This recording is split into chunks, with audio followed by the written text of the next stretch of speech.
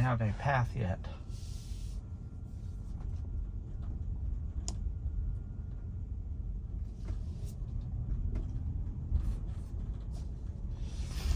It's funny how it puts a semi when that's a short truck there on the screen. We have a path.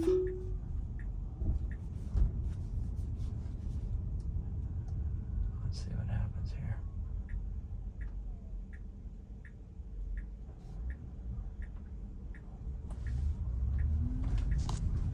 That's interesting. Okay.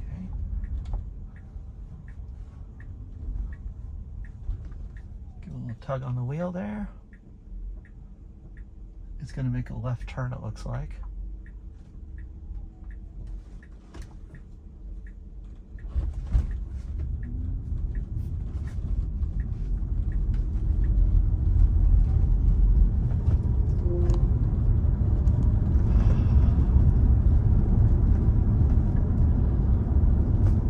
So let's talk about something.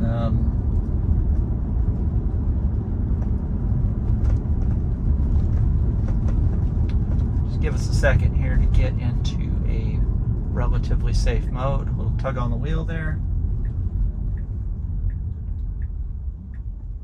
Looks like we're safe on the left as long as it goes quickly. It keeps hesitating even though it can see. I'm going to tell it to go. And I still got my accelerator down.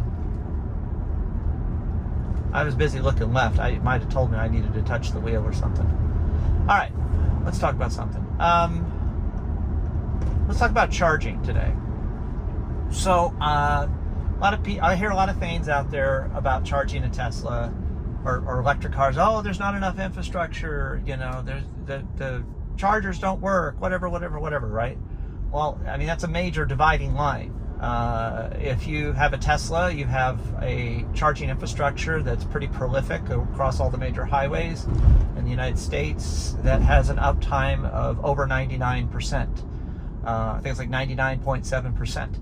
If you don't have a Tesla, you rely upon the CSS infrastructure when you're traveling, and that has, I believe, like an 80% uptime. So there is a strong possibility that if you're traveling somewhere in a non-Tesla, you will have trouble charging it potentially. However, all of that aside, infrastructure. Wait a second now, it's an electric car. That means that literally, if there's electricity wherever you are, you can charge your car. The question is, where do I plug it in? I don't know, pull up to somebody's house and say, excuse me, can I plug my car in for an hour or 2 hours and pay you $10? It's like, there's actually, I heard that there's an app, I don't know what it is, but I heard there's an app out there that's like a social media charging network where people will let you plug into their house. They used it on TFL EV on YouTube to travel up to Alaska in a Ford F-150 Lightning. But all that aside, my experience, well, we have gone to Vegas once in the let's say 9 months that we've been Tesla people. And that is the only time I've supercharged the car. I've been up to LA. I'm going north of LA today. It's about 80 miles each way. I'll still be able to make it on one charge, essentially, as far as I can tell. So unless you do some major traveling, you really don't need an infrastructure for charging. And I hear the arguments, well, but I live in an apartment, I don't have a garage. Yeah, absolutely. Those are valid concerns. If you don't have a place that you can plug in your car where you live, then you do have to rely upon the chargers. In my area, they've just added 2 supercharging areas over the existing supercharging areas that they already had. So if I was renting an apartment in this area, I know I could hit the supercharger and charge it up. So in the lowest Tesla, the standard range Model 3, you get 270 miles of range. And you don't really get 270 miles of range unless you drive ideally. In the sense that you don't gun it, you know, you don't go 90, 100 miles an hour. Because oddly enough, in an EV, aerodynamics is the biggest downfall of the range. So if you, like we were traveling to Texas in a rented Model Y, and it said you may want to, it suggested that we go 65 miles an hour in order to have enough range to make it to our destination. And then after we had driven 65 for a while, it said, okay, you're good. And then, so another great question that I heard is, well, but then you got to go to the charger and you got to wait. Well, with 20 different brands of chargers and all these different software platforms and infrastructures and everything else, you don't know what you're going to get, whether the charger's going to work or not, whether the charger is full or not, if it's how fast it'll charge, etc. With the Teslas, it knows exactly what charging rate you're going to have at the Tesla charger. It knows what, and it also knows how busy it's going to be, because people are using the Tesla navigation to navigate to the charger. So it actually, in its system, knows the expected usage. And you'd say, well, that's not true. And I'd say, well, this is my story. We went from Austin, Texas to Shreveport, Louisiana, about a 330-mile trip. And the Tesla decided to, this is going to be a fun one because it wants to turn right at this stoplight, but it's not going to make it without hurting somebody's feelings. Yeah, no, you're not going to do that. It just almost cut somebody off there. It tried to cut somebody off to make a right turn.